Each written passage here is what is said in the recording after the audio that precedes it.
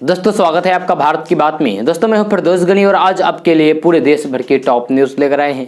दोस्तों video start करने से पहले आपसे एक रिक्वेस्ट है, अगर आप नए आए इस चैनल पर तो फिर इस चैनल को सब्सक्राइब करके बेल आइकन को भी प्रेस कर दीजिए और साथ में वीडियो को लाइक कीजिए, अपने दोस्तों के साथ शेयर भी कीजिए। तो चलिए दोस्तों स्टार्ट करते हैं आज की पूरे देश भर की टॉप न्यूज़। दोस्तों कोरोना की दूसरी लहर में भारत में कई लोगों की मौत फेफड़ों में फैले संक्रमण से हो रही है।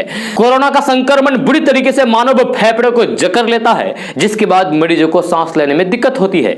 यह डॉक्टरों का कहना है कि कोरोना का नया म्यूटेंट काफी खतरनाक है। इसका संक्रमण सबसे पहले गले में शुरू होता है। ऐसे में अगर आपके शरीर की प्रतिरोधक क्षमता नहीं होती है तो फिर संक्रमण गले से सीधे फेफड़े में पहुंच जाता है। यह कोरोना पॉजिटिव मरीजों में 5 से 6 दिनों के बाद फेफड़े में ये इन्फेक्शन देखना शुरू हो जाते हैं। ऐसे में आप सबके लिए यह जानना जरूरी है कि आपके फेफड़े कितने स्वस्थ और मजबूत हैं। जी आमतौर पर तो फेफड़ों की स्थिति जानने के लिए एक्सरे कराना होता है, लेकिन हम आपको बता रहे हैं कि घर बैठे आप आसान तरीके से कैसे अपने फेफड़े का टेस्ट कर सकते हैं। जी हां, अभी कर सकते हैं। जी हां, देश के टॉप हॉस्पिटलों में एक जायडस अस्पताल ने हाल ही में एक टेस्टिंग वीडियो शेयर किया है। यह एनिमेटेड वीडियो के जरिए अस्पताल में फेफड़े को टेस्ट करने का आसान तरीका बताया है। जैड अस्पताल ने अपने आधिकारिक ट्विटर हैंडल पर यह वीडियो शेयर किया है। वीडियो शेयर करके जैड अस्पताल ने लिखा है कि आपके फेफड़े की क्षमता का टेस्ट करने के लिए फास्ट और आसान तरीका यह है। जैड अस्पताल द्वारा शेयर किए गए वीडियो में 0 से 10 तक नंबर दिए गए हैं, जिसमें 2 नंबर को नॉर्मल लंग्स कहा गया है, 5 नंबर को स्ट्रॉन्ग लंग्स कहा गया है, वहीं 10 नंबर को सुपर लंग्स कहा गया है। अब आपको करना यह है कि वीडियो को प्ले कीजिए, यानी कि वीडियो को चालू कीजिए और अपनी सांस को रोक कर रखें और घूमती हुई लाल गेंद को देखें। लाल गेंद कितनी बार घूमती है आपको उसी हिसाब से नंबर दिए जाएंगे। अब आपको करना यह है कि वीडियो को प्ले कर दें, यानी कि वीडियो को चालू कर दें और अपनी सांस को रोक कर रखें और घूमती हुई लाल गेंद को देखें। लाल गेंद जितनी बार घूमती है आपको उसी हिसाब से नंबर दिए जाएंगे। यानी कि जब आप सांस रोक कर रखें, वीडियो को प्ले कर दें और जब आपकी सांस छूट जाए तो फिर आपको कितने पॉइंट्स दिए गए हैं।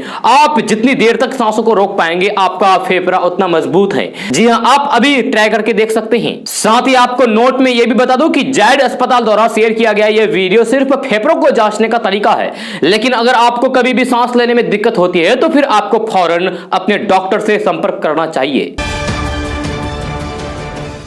दोस्तों कोरोना महामारी में आम से लेकर खास कोरोना संक्रमित हो रहे हैं। जी सरकार ने बड़े पैमाने पर शहर से लेकर गांव तक टीकाकरण अभियान चला रखा है, लेकिन समाज का एक ऐसा वर्ग भी है जो सड़क किनारे, मंदिर और मस्जिद के बाहर, स्टेशन या फिर फुटपाथ पर जीवन बसर करता है।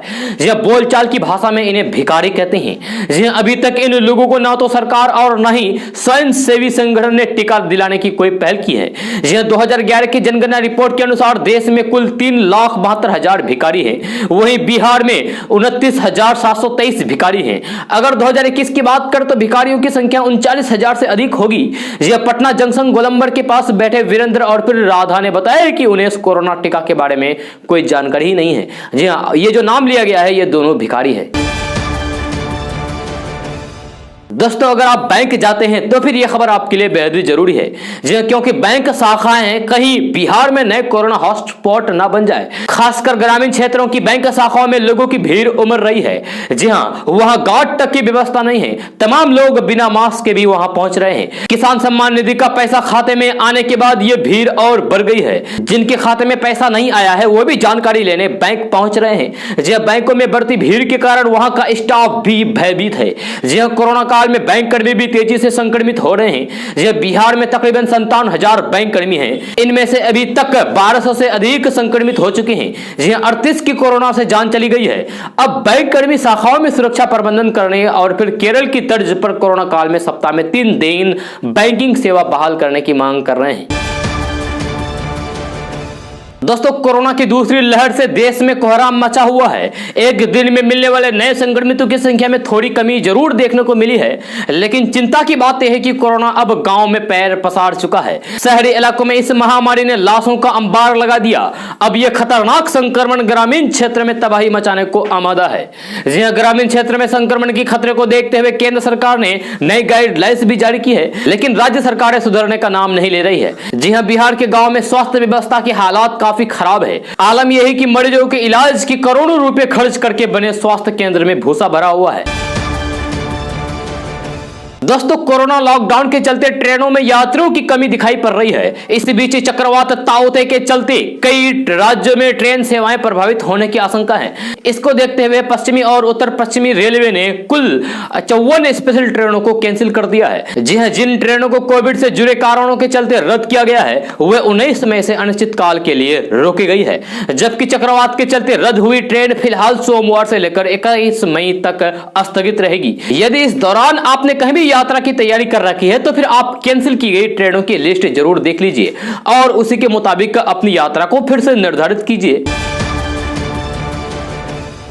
दोस्तों, देश में जारी कोरोना संकट के बीच इलाज के दौरान संक्रमित मरीजों को दी जाने वाली प्लाज्मा थेरेपी पर रोक लगा दी गई है। जी आईसीएमआर और एम्स ने कोविड मरीजों के इलाज के लिए नई गाइडलाइंस जारी की है। जी आपको बता दूं कि पिछले साल से ही प्लाज्मा थेरेपी मरीजों को दी जा रही थी। जी अप्रैल महीने में शुरू हुई दूसरी लहर के दौरान इसकी मांग काफी ज्यादा बढ़ गई थी। हालांकि हेल्थ एक्सपर्ट लगातार प्लाज्मा थेरेपी के असरदार नहीं होने की बात कहते आ रहे थे। जी आईसीएमआर ने प्लाज्मा थेरेपी को हटाने के फैसले की जानकारी देते हुए कहा है कि कोविड-19 मरीजों के उपचार के लिए प्लाज्मा थेरेपी के उपयोग को प्रबंधक दिशा निर्देश से हटा दिया गया है। दोस्तों, कोरोना महामारी से दूसरी लहर ने विकराल रूप से देश को अपने कब्जे में कर रखा है।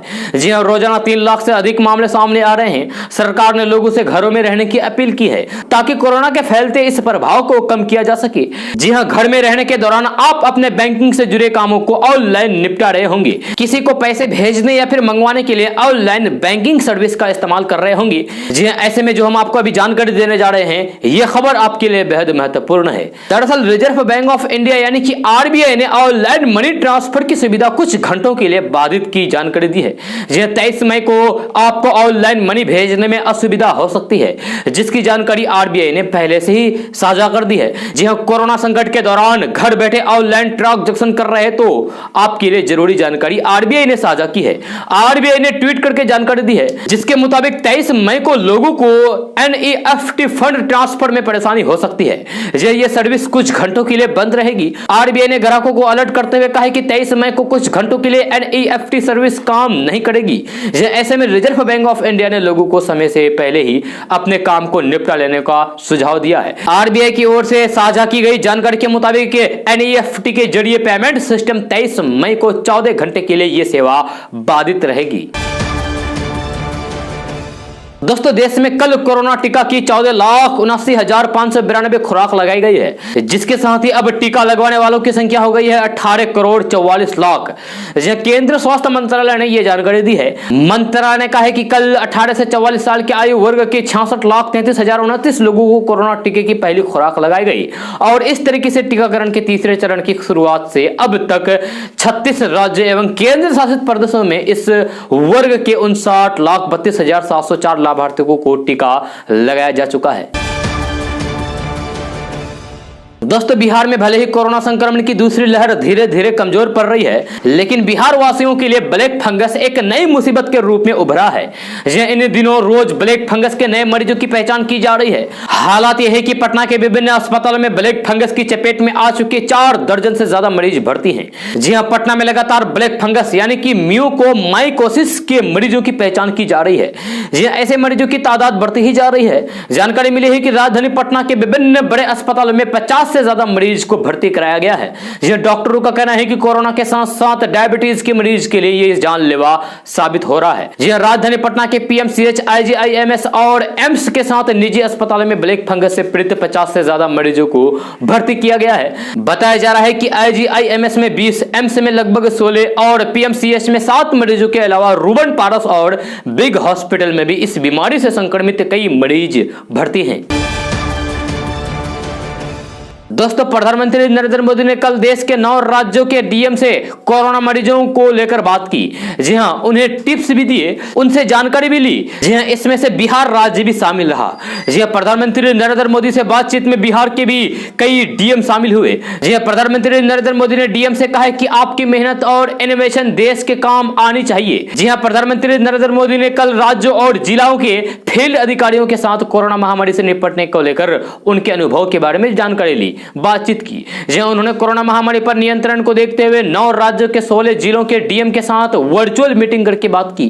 जहां पीएमओ की ओर से जारी लिस्ट के अनुसार इसमें बिहार के अलावा कर्नाटक, असम, चंडीगढ़, तमिलनाडु, उत्तराखंड, मध्य प्रदेश, गोवा, हिमाचल प्रदेश और दिल्ली के अधिकारी शामिल हुए। प्रधानमंत्री नरेंद्र मोदी ने कहा है कि हमें संक्रमण को भी रोकना है और दैनिक जीवन से जुड़ी जरूरी सप्लाई को भी बेरोक-टोक चलाना है। इसलिए स्थानीय स्तर पर कंटेनमेंट जोन के लिए जो भी गाइडलाइंस जारी की गई है उसका पालन कराते समय इस पर भी गौर करना है कि गरीब या फिर किसी भी नागरिक को कम से कम परेशानी हो।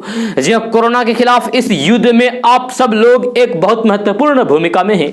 आप एक तरह से इस युद्ध के फील्ड कमांडर हैं। जी हां, फील्ड कमांडर बड़ी योजना को मूर्त रूप देता है, जमीन पर लड़ाई लड़ता है और परिस्थिति के अनुसार निर्णय लेता है।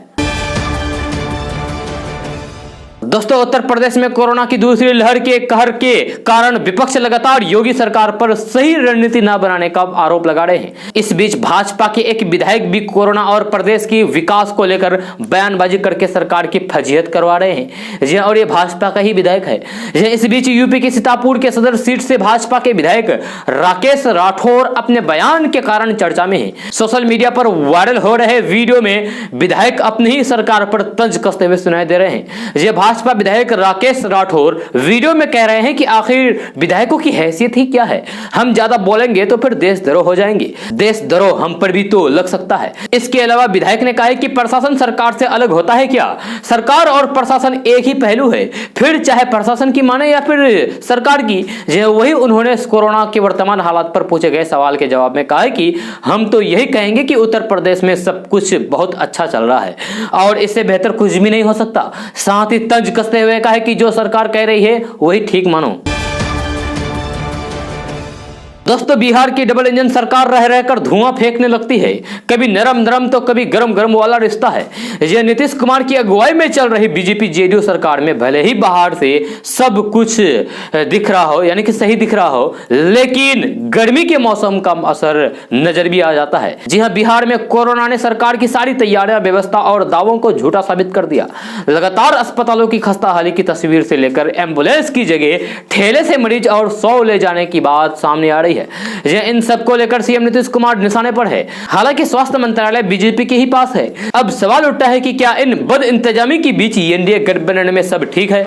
जी हाँ, दरअसल बीजेपी जेडीयू ने भले ही एक साथ मिलकर 2020 विधानसभा चुनाव लड़ा हो, लेकिन दोनों पार्टियों में अंदरूनी लड़ाई अभी थमी नहीं है। चाहे वो चिराग पासवान की पार्टी का जेडीयू के खिलाफ उम्मीदवार उतारना हो या फिर कैबिनेट विस्तार के लिए महीनों तक रस्साकसी हो। जी हाँ, जदयू के एक सीनियर लीडर ने नाम ना छापने की शर्त पर मीडिया को कहा कि नीतीश जी पूरी कोशिश कर रहे हैं, बिहार की हालात बाकी जगहों से बेहतर है। हालांकि जब हमने उनसे स्वास्थ्य सुविधाओं को लेकर सवाल किया तो उन्होंने बिना किसी का नाम लिए कहा कि नीतीश जी तो कोशिश कर रहे हैं, लेकिन यह भी देखना चाहिए कि किसके पास कौन सा मंत्रालय है और कब से है। दरअसल जदयू के सीनियर लीडर इशारों में कह रहे थे कि स्वास्थ्य मंत्रालय तो पिछले कई सालों से बीजेपी के ही पास है और मंगल पांडे बिहार के स्वास्थ्य मंत्री हैं, लेकिन किसी भी कमी के लिए उनसे सवाल नहीं होता है। जी उन्होंने कहा कि हम लोग क्या कर सकते हैं, अब गठबंधन है तो फिर क्या कर सकते हैं। इसका मतलब यही हुआ कि बीजेपी जेडीयू के बीच सब कुछ अच्छा नहीं चल रहा है।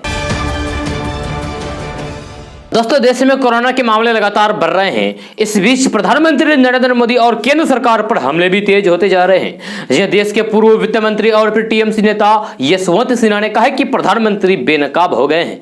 यह वही पत्रकार रवीश कुमार ने कहा है कि अब इस देश में किसी की भी जान की कीमत नहीं रह गई है। यह अटल बिहारी वाजपेयी की सरकार में केंद्रीय मंत्री रहे यशवंत सिन्हा ने एक बार फिर से नरेंद्र मोदी पर हमला बोला है। उन्होंने एनडीटीवी पर एक लेख में लिखा है कि अब जबकि वैक्सीन अभियान हो गया है और भारत में लोग निर्यात की आलोचना कर रहे हैं, यह सरकार और भाजपा के प्रवक्ता यह दावा कर रहे हैं कि निर्यात का बड़ा हिस्सा लाइसेंसिंग समझौते के तहत किया गया था। उन्होंने लिखा है कि यह भाजपा रणनीति रही है कि जीत का श्रेय वो लेते हैं लेकिन हार के समय में पीछे हट जाते हैं। जी प्रधानमंत्री जिस 56 इंच की बात करते थे वे बेनकाब हो गया है। जी इधर पत्रकार रवीश कुमार ने भी केंद्र सरकार पर हमला बोला। जी उन्होंने कहा है कि इस देश में किसी की जान की कीमत नहीं रही। जी रवीश कुमार ने कहा है कि राज्यसभा में स्वास्थ्य मंत्री अश्विनी चौबे ने एक लिखित जवाब दिया है, जिसमें बताया गया है कि दूसरे देशों में कोरोना का चैन तोड़ने के लिए टीका बाहर से भेजा गया है, ताकि वहां के लोग जब भारत आए तो फिर यहां संक्रमण ना फैले। मतलब 1 करोड़ टीका लेकर मोदी सरकार दूसरे देश में कोरोना चैन तोड़ने की फिक्र कर रही थी। जी हां, हंसी आ रही है। वैसे भी जब पोल खुली तो फिर सरकार इस बात को प्रमुखता से कहने लगी कि सारा टीका निर्यात नहीं था। आपको बता दूं कि देश में हर दिन कोरोना से हजारों लोगों की मौत हो रही है। जी हालांकि पिछले कुछ दिनों में संक्रमितों के आंकड़ों में गिरावट देखने को मिल रही है। जी कई दिनों बाद रविवार को 3 लाख से कुछ कम केस देश में सामने आए थे।